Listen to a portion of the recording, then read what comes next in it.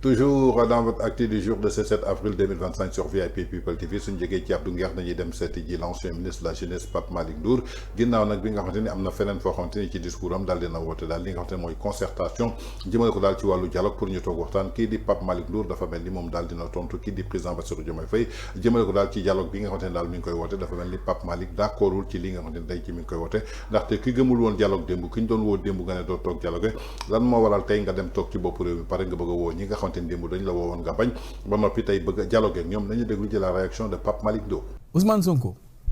presque 10 ans d'opposition à chaque fois ay tensions yu gënoon métti am na fi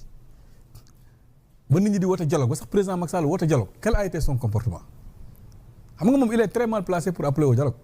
moom sax déjà il a disqualifié peut-être à la limite mën nañu sax ruus président bien vrai que même le président actuel là loolu moo nekkoon ay position parce qu'il s'alignait par rapport aux positions de Ousmane Sonko. lan la doon wax naan Macky Sall su ma gisante ak moom Bob Marley moo dellu si waat loolu la doon wax non waaw léegi pourquoi aller dialoguer avec lui beneen bi mooy moom ni muy comporté woo ak mépris bi mu am ci opposition bi il faut le dire ah. mépris ah mais bien sûr. les mots ne sont pas forts. mais c'est ça la réalité mais gis leen nu muy comporté woo avec dem leen assemblée nationale soo ko posé question bu technique sax question bu sérieuse ay xas la lay def loolu moom quand même inventé wu ma ko. Tout le monde voit son comportement quand même qui est un comportement malsain, il faut le dire. Manque de respect total vis-à-vis des personnes. Comment on peut discuter avec lui? Comment on peut dialoguer avec lui? Comment on peut dialoguer? Beneen bi mooy man de mon point de vue actuellement s'il y a un dialogue bu war a am dialogue la entre ñoom ak peuple bi parce que Ahmed mii li mu fi wax yëpp c'est pas des revendications des partis politiques ce sont des revendications des masses populaires peuple bi ñooy revendiquer loolu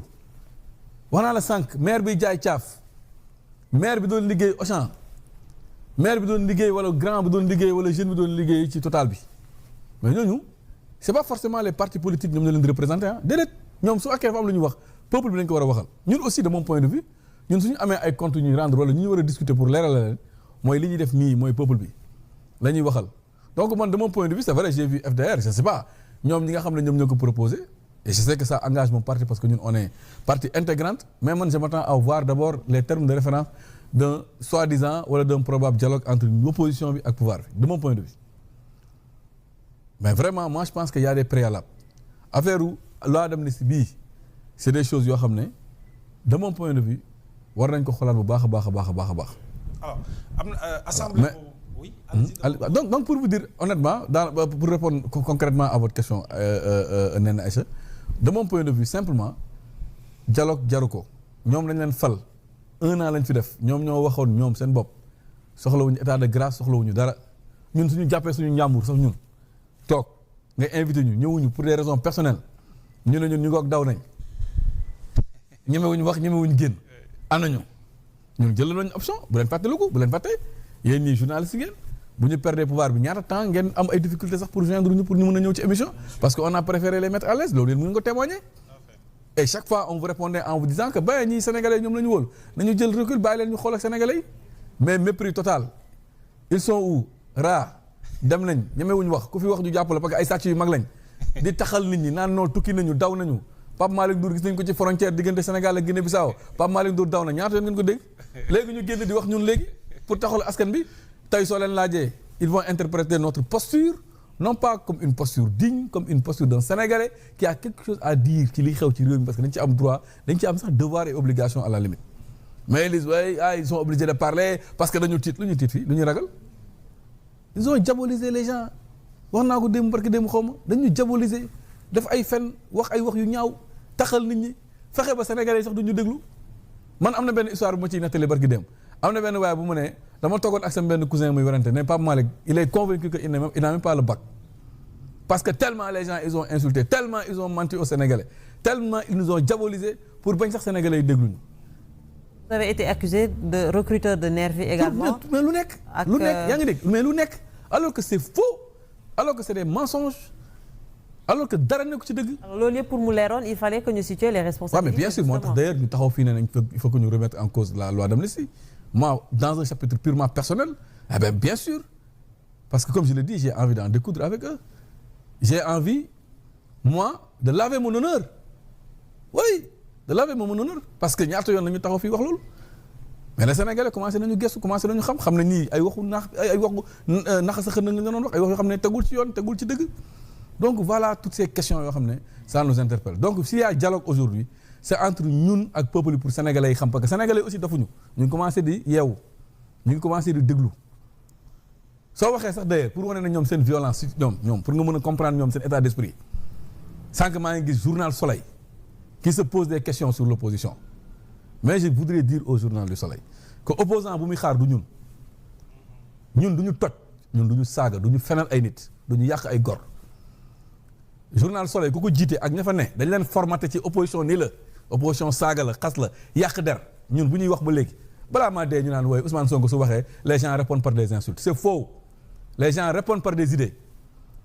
comme on l'a toujours fait d'ailleurs kenn saagawul ñoom rek ñooy saaga ñoom rek ñooy xas Bachir Fofana Ahmed Ndoye bii su waxee ñu ne ils sont à la solde des anciens dignitaires du pouvoir c'est eux qui les payent fayuñu leen kii Ahmed Ndoye kan moo koy fay kan moo ko mën a fay fii léegi ñoom ñii ñu fi toog nii 80% seen position daaw c'était contre nous te ñun mosuñu leen accuser loolu mosuñu leen mosuñu warante ma ak yéen ñii ba ñu ne non je ne parle pas avec vous méprisez ko parce que tu es payé non les Sénégalais kenn fayu leen dañu am seen i opinion dañu am seen i position dañ koy défendre. kon ñoo ko déggandoo muy révélation ak réaction bi nga xamante ni moom Pape Malick Ndour ancien ministre de la jeunesse ci régime Macky Sall daal dina koy indi ginnaaw nag appel concertation bi nga xamante ni daal moom président Bassirou Diomaye Faye woote na ko force vive de la nation pour que ñu toog waxtaan lan moo nekkoon seen position démb ci dialogue jamono ji nga xamante ni réew mi dafa nekkoon ci tension nekkoon ci crise nekkoon ci ay jafe-jafe dafa mës a taxaw daal di décrire li nga xamante ni mooy dialogue bi président de la République Macky Sall waxoon alors que tey gisuñu fi tension gisuñu fi xeex gisuñu fi benn ëmëj gisuñu fi daal benn appel à l'insurrection tey ñu bëgg a toog daal di woote dialogue donc je crois que amul concordance ni cohérence jëmale ko ci seen ay propos li am solo maanaam mooy lan ñoom li ñu jotoon jaay sénégalais yi daal di koy am ci xam-xam am ko ci matuwaay si loolu la ñu war a sukkandiku daal di régler problème mu sénégalais yi moo ëpp solo ñuy woon nit ñi ay dialogue ndaxte jàpp na tey jii ki nga xamante ne mooy premier ministre moom ci boppam mutul d'accord ci dialogue dafa mës a décrier li nga xamante ne mooy dialogue dafa ne woon du toog ak président Macky Sall pour def dialogue et gënoon ko bi nga xamante ni intérim daal dina taxaw dialogue na fële ca teeru Baye Sogui dem nañu fële ca Mermoz daal di dialogué bi ñu fa jógee nekk nañu président de la République ba noppi daal dellu soit suñu moom Pape Malick Ndour daal en tout cas il dit que daal moom non au li nga xam ne daal mooy dialogue bi concertation boobu daal dafa mel ni àndoogu ci pour le moment en tant que première année bi nga xamante ni yaa ngi koy soog a def ci li nga xamante ne mooy ci bopp réew mi li nga waroon njëkk a def maanaam mooy teg say stratégie teg sa lépp loo xamante ni boole woon nga ko ci sa programme ak say initiative ba noppi ñu soog a dugg si yeneen at yoo xamante ni dañ koy daal di exécuter ba noppi nag su demee ba ay 2028 2029 ñu daal di woote dialogue pour xool naka la ñu mën a restructurer waat lépp loo xamante ni da ngay waaye tépp nga ne da ngay woote dialogue moom Pape Malick Ndour dafa mel daal ko contre li nga xamante daal mooy décision bi nga xamante ni président Bassirou Diomaye Faye woote na ko jëmale ko daal ci dialogue bi nga xamante ni ñoom dañ ko contrôle démb kon ki la contrôle démb du waxtaan ak yow lu tax tey jii nga war a waxtaan ak moom kon daal mi ngi dànkaafu opposition bi amul dara lu ñuy wuti ci dialogue